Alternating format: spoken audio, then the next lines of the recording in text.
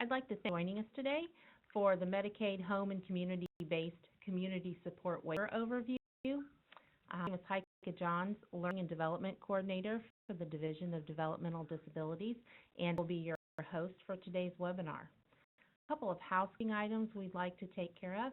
If you have questions regarding anything technical such as sound, the clarity, if you'll drop those questions in the chat box, I will address those as best as possible. If you have questions regarding the content, we ask that you put those in the Q&A box. Questions will not be fielded today during the webinar. However, any questions that we do receive will be addressed. They will be put into an FAQ document, or if it's something that is very specific to an individual situation, we answer those via email.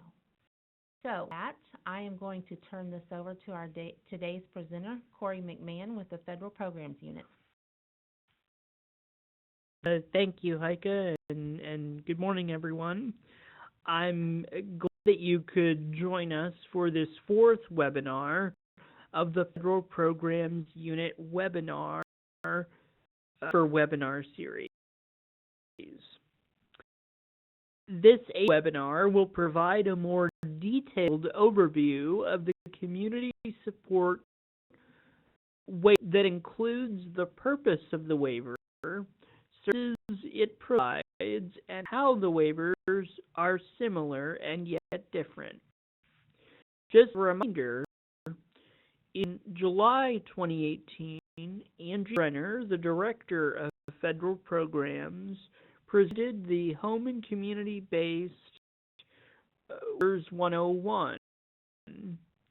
Summers with Federal Programs presented the Comprehensive Waiver webinar in October 2018, and Leslie Bradley presented the Missouri Children with Developmental Disabilities Waiver webinar in January 2019. What is an home and community-based waiver, otherwise known as HCBS? HCBS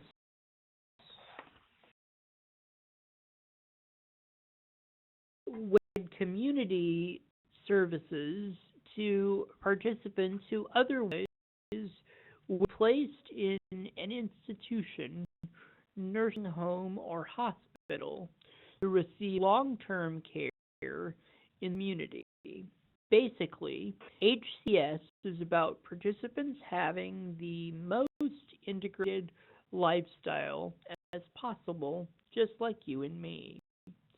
Med funding for the HCBS waivers in Missouri consists of matching approximately 36% of state general revenue dollars with approximately 64% of federal dollars. This determines for each of the waivers the targeted population, the number of participants served, what are covered, and how much it will spend on services in each waiver.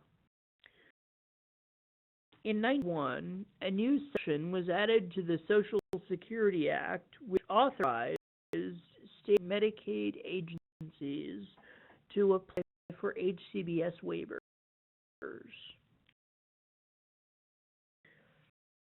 Participants had to live in institutions in order to receive Medicaid. They take the dollars into the community. In 2020, Missouri implemented its community support HCBS waiver. The target population was for people with developmental disabilities. Currently, the division has capacity to serve over 3,900 participants in this waiver. Last community support waiver application was approved by Center for Medicare and Medicaid Services FY1 2016. The next renewal will be in 2021. The renewal process starts over a year in advance. This slide, quick, what you need to know about the community support waiver. This waiver serves over 3,900 participants and has an individual cost cap of $28,000. It is an exceptions process to exceed the individual cost cap. Support provides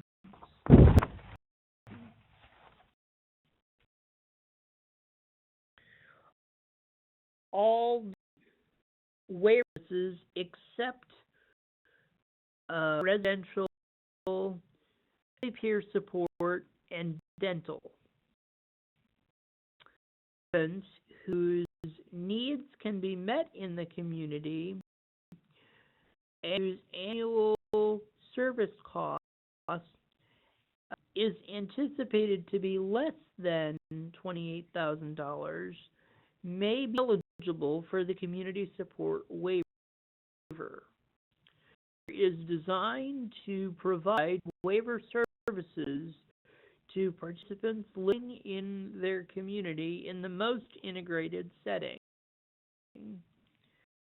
More information about state plan services. For those and items that are medically necessary, HealthNet state plan services must first be utilized before waiver services are authorized.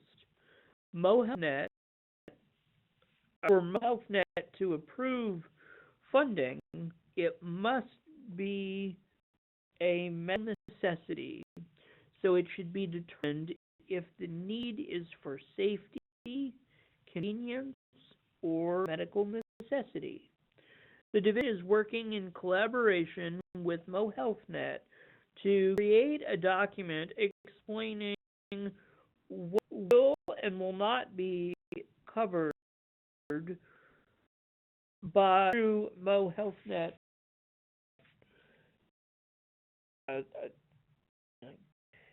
State plan services include non-emergency medical transportation, medical equipment, and then we have a few more listed for you there. And so available in the community support waiver include 25 services to meet the needs and flexibility of participants supported in this waiver. The support waiver provides all services provided in the comprehensive waiver except for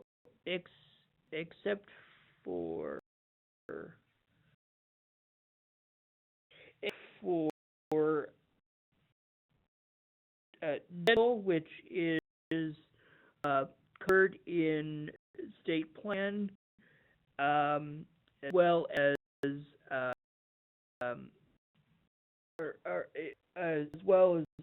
residential, and dental is actually covered in the Partnership for Hope waiver.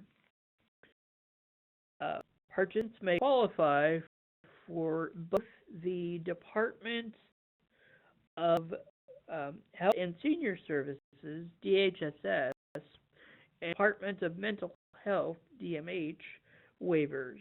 However, a participant can only receive services in one waiver at a time. Therefore, the support coordinator should work with DHSS to ensure the participant isn't in two waivers at the same time.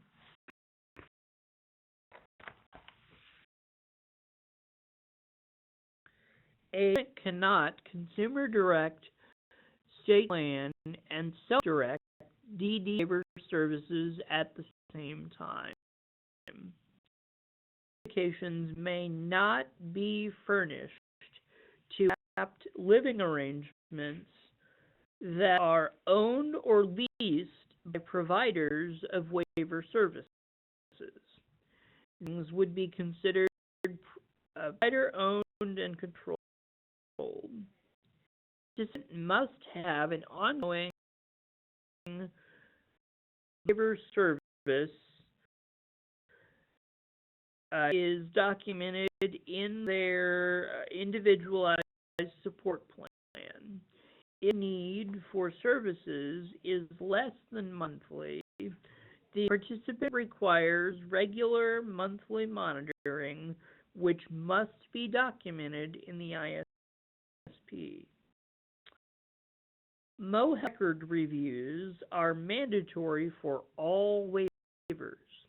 CMS requires the Medicaid agency, which is Mo Health Net, to give oversight to the division was the operating agency of others. Mo requests a statistically valid sample of waiver records to review for compliance and to verify if the division is meeting the required expectations. Reviews include the level of care determinations, the individual support plans, the Medicaid waiver provider services choice statements, the used to determine the level of care, CMO service authorizations, and the monthly and or quarterly reviews for the fiscal year requested. CMS requires the division to report quarterly and annually to Mo Health Net. These type assurances address important dimensions of waiver quality, including assuring that service plans are designed to meet the needs of waiver participants, and there are effective systems in place to monitor participant health and welfare. For assurance regarding provider qualifications, licensure, certification, or an accreditation organization ensures compliance.